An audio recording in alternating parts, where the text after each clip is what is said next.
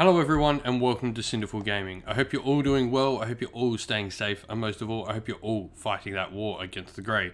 Today's video, we've got another Start Collecting Age of Sigmar 3rd edition video for you, and today we're going to be looking at the Maggotkin of Nurgle's box set for the Daemons of Nurgle. Now this box set is for, as mentioned, the Maggotkin of Nurgle army, and it contains a host of different demon options, which is sort of one half of the faction as a whole. What we're going to go through in this video is we're going to first of all have a look at what exactly comes inside this box set, what that gives us as an army and as a base to build a force upon, and then we'll look at the terrain feature for the army, which Nurgle gets access to, its own cool, unique terrain feature. We'll have a quick look at that before we look into units that we can use to expand our demon force of Nurgle, and then at the end we'll do a little sample army list for you to show you how you can put it all into practice and get an army nice and quick on the tabletop and playing some games with. So, first of all, let's look at the contents of this box set. We've got a Poxbringer Herald of Nurgle. This is the model front and center of the picture I've got up here. He's a really cool model. So he doesn't really have a lot to him. He's a pretty stock standard sort of hero. He's a one cast wizard, so he can cast one spell, unbind one spell. He's got some other sort of little abilities. He's got his own built-in ward save, which is nice. It's nice to have a built-in ward save and not rely on anything else or having to take an artifact. Other armies have to take an artifact to get a 5-up ward. Your Daemons of Nurgle just get it with Disgustingly Resilient. You've got a cool In Death There Is Life ability where at the start of your hero phase, if any models were slain in your last turn, you can heal one wound allocated to each friendly Nurgle demon unit. Now this is just healing a wound, so it does mean he heals a wound every turn as well. You know, nothing bad. Then he's got Eruptive Infestation, which is his own War Scroll spell, which he can pick a friendly Plaguebearer unit that's visible to the caster, and then that unit suffers D3 mortal wounds. So he picks a unit in range of a Plaguebearer unit, and then that unit will suffer D3 mortal wounds, which is pretty cool, as it sort of erupts out of your Plaguebearers. A really nice, cool little spell. Now, we've then got 10 Plaguebearers, which go well with that spell, as just mentioned, but Plaguebearers are a pretty solid unit. First of all, I would strongly recommend going and checking out the FAQ on Plaguebearers. There are quite a few changes to their War Scroll. In particular, they've just got -1 to hit on them sort of naturally now, which is really cool. So that's a nice little buff they get there. Plaguebearers, they're a good unit that's going to hold. They've not got a lot of attacks. They do have a 5-up ward. They're pretty resilient. They can stay in a fight, but they're not necessarily going to move mountains for you. Though we're going to talk about some ways we can maybe make that do a little bit more for us. 3 Nurgling Swarms. These are a cool little unit. They actually don't start on the table, and they come out of terrain features, which is really cool. They can sort of erupt out of terrain features and makes getting some grand strategies available to the army pretty easy. 3 Plague Drones are our Nurgle Cavalry. They're on these cool little Plague Flyers. These guys have a lot of similarities with Plaguebearers, but they have the movement added to them. Obviously, less models here, but extra movement is a nice sort of trade-off to get for your Plague Drones.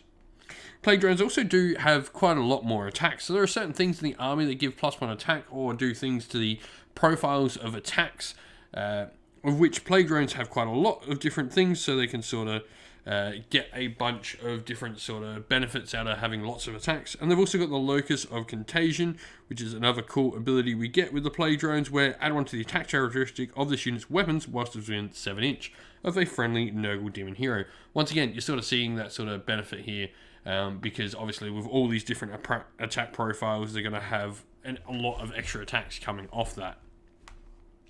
But now that we've talked a little bit about this initial box set, let's go have a quick look at the terrain feature before we look at how we can expand this box.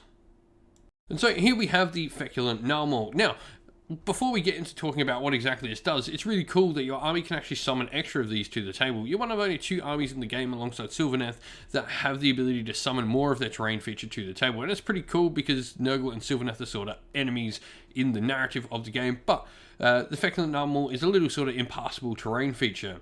What's cool about this is friendly Nurgle units within 7 inch of it in the start of the charge phase get access to the ability to run and charge, which is really cool. It can make a Nurgle army surprisingly fast. You can stick one of these midfield, move up and get run and charge into the midfield, or even stick it in your opponent's zone and get run and charge. A really cool little thing that makes this army that people maybe think is a little bit slow, deceptively fast. Enemy units also nearby feculent anomalies at the start of the hero phase do take a mortal wound on the roll of 4+. Nothing to write home about, but it's a cool little thing. Having these trees around the table also generates you your own sort of summoning points, and having them sort of protected and not near enemies is a good thing to have as well.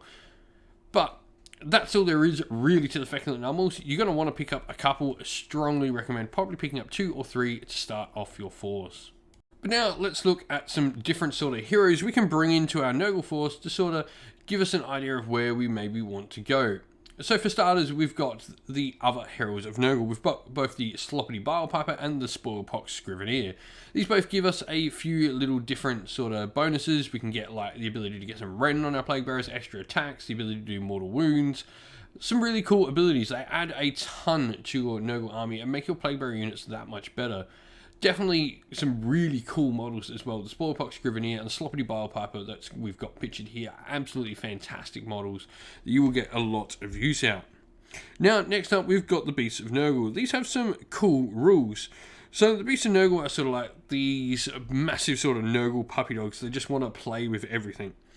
But like most Nurgle units, got disgustingly resilient for a nice 5+ ward, and then they can also do some damage when they make retreat moves. And they can also run and or retreat and still charge later in the same turn. So they've got the ability to sort of get some combinations working with a bunch of the different rules. Especially with the Pestilent Battle Ram, where after this unit finishes a charge, you can do some mortal wounds as well.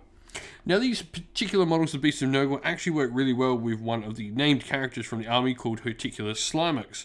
He has some cool rules where he's got the Beast Handler rules where reroll failed charge rolls and hit rolls of 1 for friendly Beast of Nurgle units whilst they're within 7 inch of him. So he's sort of a cool piece to add alongside, and he's a really cool model as well.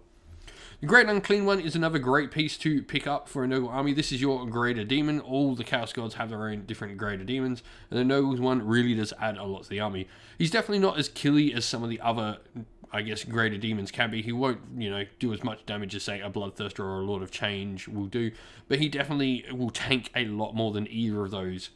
There's some really cool combinations of artifacts you can stick on these and command traits you can put on these as well that really make them hard to take down. They've also got some cool, I guess, support utility pieces where the bell sort of gives extra move to Nurgle units around it, thus just increasing that speed a little bit more and really helping this army to become super fast. Of course, if you're starting to collect Nurgle, why not dip your toe in though, last of all, to some mortal Nurgle units. Whether that be Putrid Blight Kings or Pascal Blight Lords, or some of the various character options we've got, cool things like the Glotkin or Morbid X Twiceborn, you've got a ton of cool mortal units you can add to your army. They all do different things, and generally the army is, I guess, 2 distinct sort of sides of the army, but you can definitely make it work in a cohesive force together. A great way to sort of expand to maybe playing a different list, but staying with the same army. Now, lastly, what we've got here is a little sample army list for you. It's just 750 points, and we're using the box set that we originally got, the Start Collecting box, as the base for this. So we're going to be in the Allegiance of Nurgle, and then we're going to be in the sub-faction known as the Munificent Wanderers. Now, what does Munificent Wanderers give us exactly? Well, first of all, while an enemy unit is within 3 inch of any Munificent Wanderers demon units, worsen the Ren characteristic of their weapons by 1. This effectively means your army is going to ignore Ren 1, but it also means that you actually reduce Ren 2, Ren 3, Ren 4, or 5 by a point as well, which is so much better than just ignoring that initial Ren 1. The ability to sort of subtract it is really, really strong. Now, we've also got a command ability we get access to thanks to being Munificent Wanderers called Infested with Wonders, where you can use this command ability in your hero phase, and if you do so, you pick one friendly Munificent Wanderers demon unit held within 14 inch of a friendly demon hero of Munificent Wanderers. Till the start of your next hero phase, if an enemy unit ends a charge within 3 inch of that unit, they suffer D3 mortals. I mean, it's just getting more mortals and more potential damage. This is really how you're going to do the damage with your Nurgle units here. Now, you've got some other cool things like the One Last Gift where you can do some mortals if your opponent tries to hit you and starts rolling well. And you've also got the ability to get some mortals in some other ways as well through some various heroes. But grand strategy we've gone for here is we've gone with Predator's Domain, and the reason we've gone with this is we have Nurglings in the army. Nurglings make this grand strategy that little bit easier to complete, because they've got the ability to sort of jump out of terrain. You can use this to sort of pick terrain features that your opponent's not going to get to and get there. Now, leader-wise, we've got our Herald of Nurgle. He's going to have our command trait and the artifact we're required to have, which is the Muck Talon, where he gets +1 to hit for one of his weapons. You know, it's nothing to write home about, but it's not a bad artifact. He's going to have Glorious Afflictions, which is a really cool spell we get access to for all the Nurgle demons. This actually halves your opponent's move. It also stops units flying. This is a massively effective spell.